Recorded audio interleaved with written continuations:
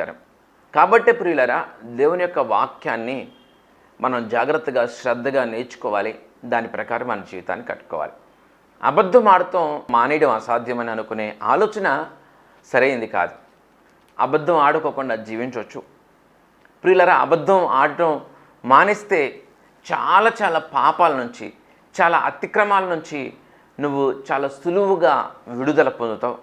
ఆ అతిక్రమాలు నీ మీద ఏలుబడి చేయడానికి, ఆ అతిక్రమాలలో నువ్వు నిలిచి ఉండగలగటానికి, దానికి ఊతమిచ్చే ఒక వెన్నుపూస లాంటి పరిస్థితి అబద్ధాలాడే ఆ స్వభావం.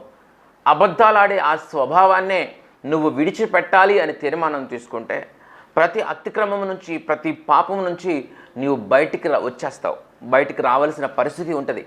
కాబట్టి వాటి మీద సులువుగా నీకు విజయం వస్తుంది. నువ్వు అబద్ధం ఆడటం మానలేమో, అబద్ధం ఆడటం మానాల్సిన అవసరం లేదు.